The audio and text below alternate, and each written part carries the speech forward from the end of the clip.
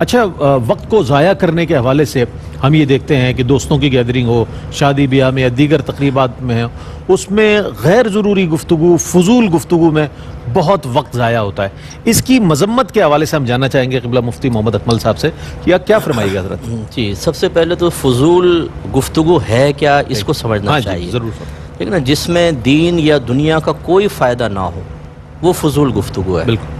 اچھا، دنیاوی فائدے سے مراد کیا ہے؟ آپ کوئی بات سمجھانا چاہتے ہیں، آپ سستہ مزاح کرنا چاہتے ہیں کہ سامنے والا خوش ہو جائے، آپ کسی کی اصلاح کرنا چاہتے ہیں، اسے علم سکھانا چاہتے ہیں، آپ کسی کا امتحان لینا چاہتے ہیں، آپ اپنی جائز طریقے سے تحدیث نعمت کے طور پر کوئی برتری ثابت کرنا چاہتے ہیں، یا جیسے مجادلہ ہوتا ہے آپ اپنا موقف بیان کرنا چاہتے ہیں، تو یہ مقاصد ہونے چاہیے. اور اخروی لحاظ سے اللہ تعالیٰ کی رضا مطلوب ہونی چاہیے، اور میدان معاشر میں گرفت سے بچنے کا ذہن ہونا چاہیے.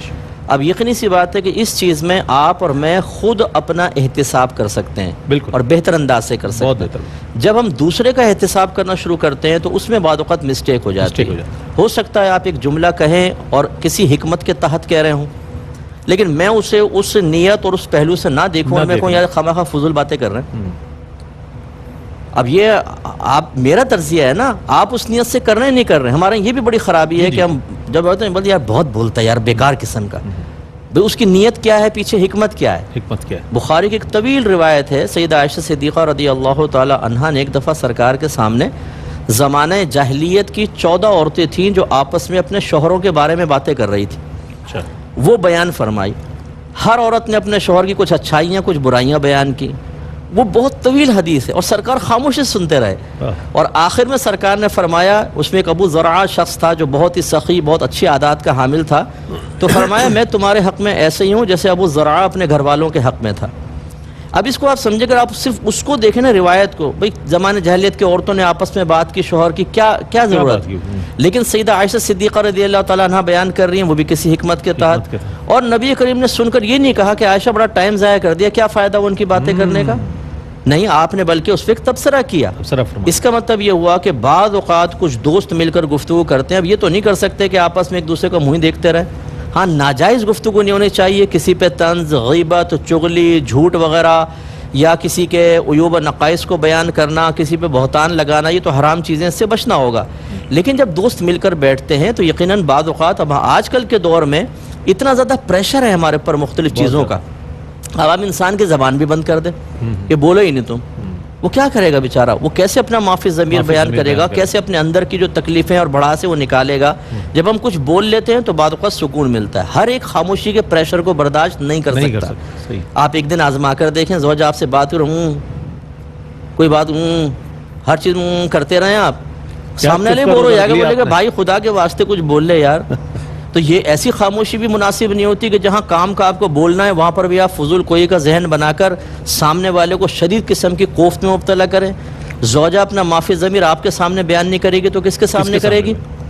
اسے آپ کو وقت دینا ہوتا ہے. بعض اوقات بچے ایسی گفتگو کر رہے ہوتے ہیں کہ سننا پڑتا ہے باپ کو کہ چلو یار بول رہے ہیں نا، ذرا فرینکنس بڑھتی ہے، بچے ذرا تھوڑا قریب آتے ہیں باپ کے، اب آپ ایک دم فوراً نہیں، بڑا فضول بات نہیں، خاموش. پورا گھر خاموش گھوم رہا ہے ادھر سے ادھر، جیسے اظہار رائے کی آزادی کے خلاف ہے. پراسرار انداز کے اندر کوئی یہاں سے نکل کے اس کمرے میں چلا گیا، اس کمرے کے اندر چلا گیا. ہمارا مذہب تو ایسا نہیں منع کرتا. سرکار صلی اللہ علیہ وسلم کی بارگاہ میں صحابہ کرام علیہم رضوان نے بعض اوقات مزاحاً جملے کہیں.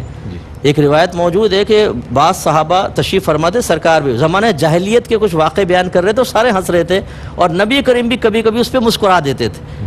روکا نہیں آپ نے، کیونکہ یہ چیزیں ہماری طبیعت کا ایک حصہ ہیں. آپ ان چیزوں سے بھی روک دیں گے، یہ طبیعت کے بالکل خلاف ہے. ایسی بات صحابہ کرام نے پوچھا، سرکار صلی اللہ علیہ وسلم نے فرمایا کہ تم راستے پر بیٹھنے سے بچو، راستے کے کنارے. صحابہ کرام نے دائرہ ادب میں رہ کے گفتگو، یا رسول اللہ ہم تو وہاں بیٹھتے ہیں، آپس میں گفتگو کرتے ہیں، یعنی یہ مجالس تو ہماری چلتی ہیں، آپ اس سے منع کر رہے ہیں. سرکار نے فرمایا تو پھر راستے کا حق ادا کرو. عرض کی راستے کا حق کیا ہے؟ فرمایا کہ سلام کرو یا سلام کا جواب دو، نیکی کا حکم کرو، برائی سے روکو. واہ سبحان اللہ. یہ نہیں فرمایا کہ تم مل کر بیٹھتے کیوں ہو، خاموش رہو، فضول ٹائم نکلے گا. اب یقینی سی بات ہے ہر ایک گفتگو مذہبی اعتبار سے نہیں ہوتی ہے، بعض دنیاوی اعتبار سے بھی ہوتی ہے.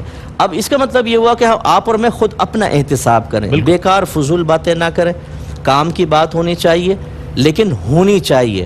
اگر ہم بالکل ہر ایک اس خوف کی وجہ سے زبان کا استعمال چھوڑ دیں کہ نہیں یار کہیں مجھ سے فضول گوئی نہ ہو جائے یا فضول ٹائم ضائع نہ ہو جائے، تو اس میں پھر ہمارا جو کاروبار زندگی ہے اور جو عام نارمل زندگی ہے وہ متاثر ہوگی، اور اس کی خرابیاں میں نے بہت زیادہ دیکھی ہیں معاشرے کے اندر۔